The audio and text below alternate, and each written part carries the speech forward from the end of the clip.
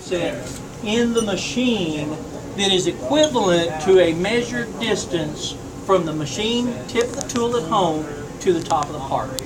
And I'm going to do that if he comes back. You'll do it with tape measure? With a tape measure. That is. How accurate is that going to be? That's definitely precise. But sometimes, here's the deal.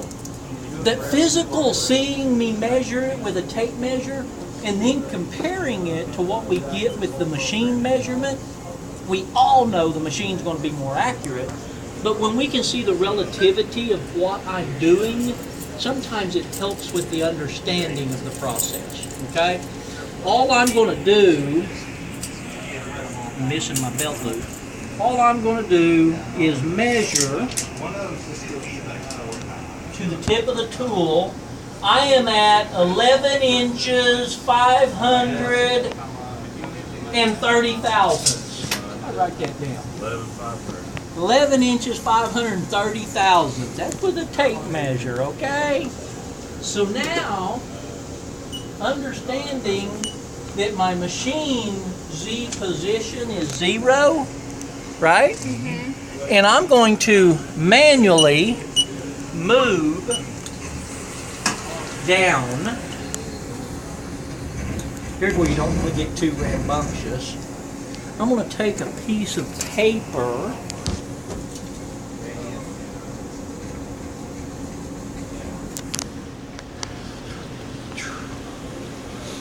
I'm going to go to 1,000ths per click.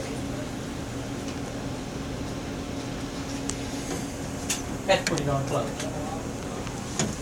When I rip the little piece of paper, when I'm pulling it out, it's pretty darn close, okay? So now I'm touching. What did I say? 11, you said 11 inches and 1730 seconds. So if I come here to my length offset for tool number 1 and I tell it, measure tool offset, dang, I'm 13 thousandths off.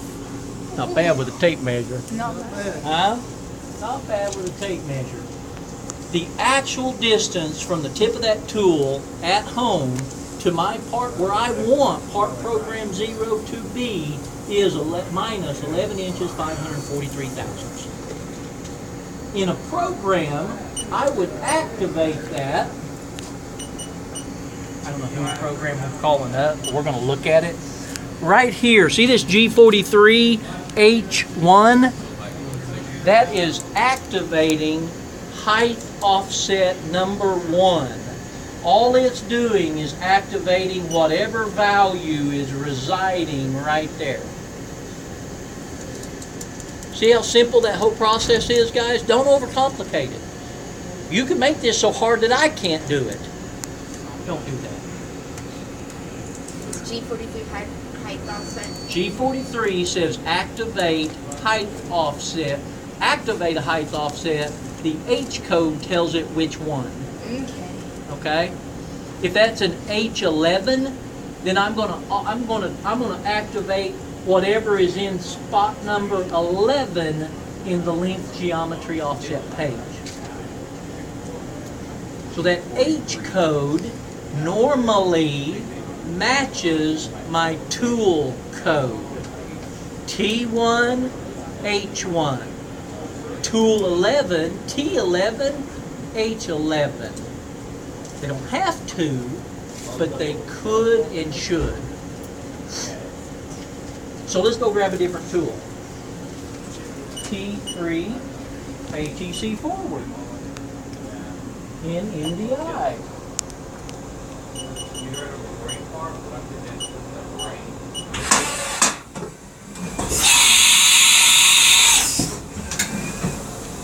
No matter what I do, as long as I don't change tool 1's offset, it will remain where I set it. This is tool 3. Oh, I didn't check it with a tape measure, did I? Oh no. Tool 3.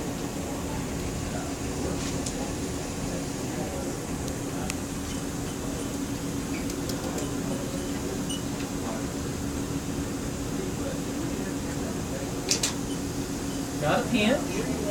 Offset, tool 3, make sure, and tool offset measure, 11.6. 673. 673. If I take this back up, 0 return Z single axis.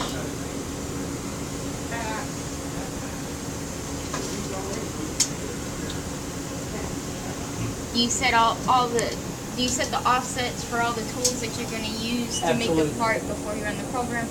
Absolutely. Do what, sorry? Offset all the tools that you're going to use to make the part before you run the program.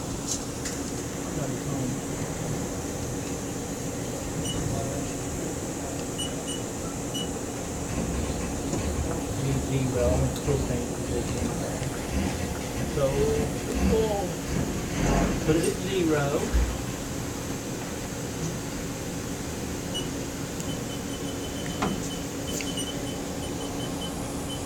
And let's get a measurement.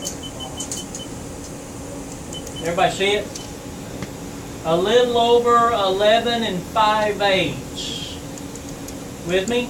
Yeah. Which is a little over 11 5/8, about 50 thousandths. So we're in tool offset. We're in tool, length, geometry, offsets. This is where we put all of our geometry length offsets. And where's the work offset paper? Like how do you know? Hit offset You hit again, offset again. then it goes to your work offset. Okay. This is a toggle between your so- two different Okay. offset pages. Now the neat thing here is everything's in one page. We can also have a length wear offset. So we can set a geometry offset and then adjust it a little bit to bring in a part with our wear offset. We can also put a diameter in here. So when I'm doing diameter offsetting in my program, I can adjust as my tool wears to bring my size in on X and Y features. That make sense? Yes. Offsets, guys, this is the meat of your setup. Electronically, you just got to get good at this. Not only do you need to know this inside and out, I'm going to just go ahead and say it, you need to get fast at it.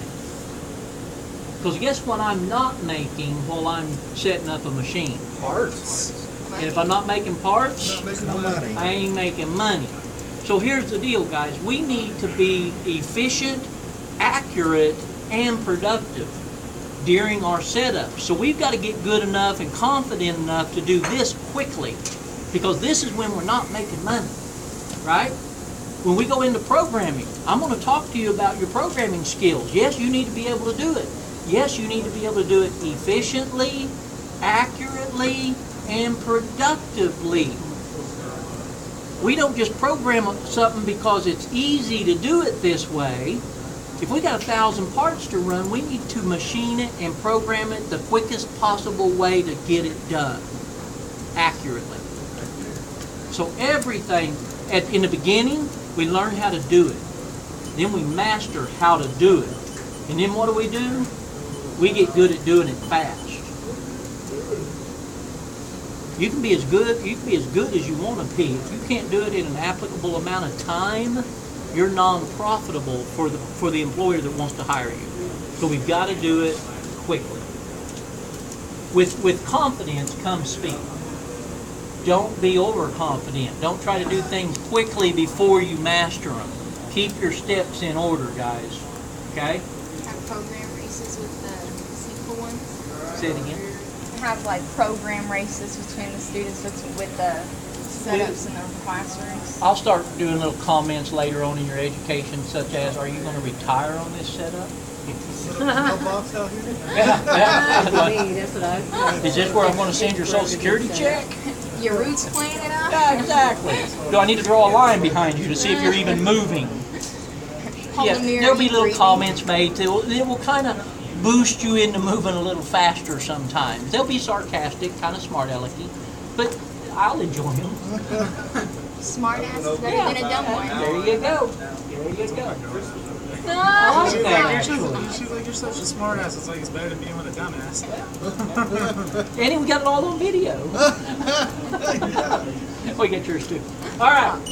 We've set fixture offsets. We've set geometry offsets. We can load and activate programs from our list program screen. We can power up and home a machine. The only thing really left is to safely proof a program. Okay? So here's what I'm going to do. I'm going to set up something fairly close. Are we switching to that now? Yeah.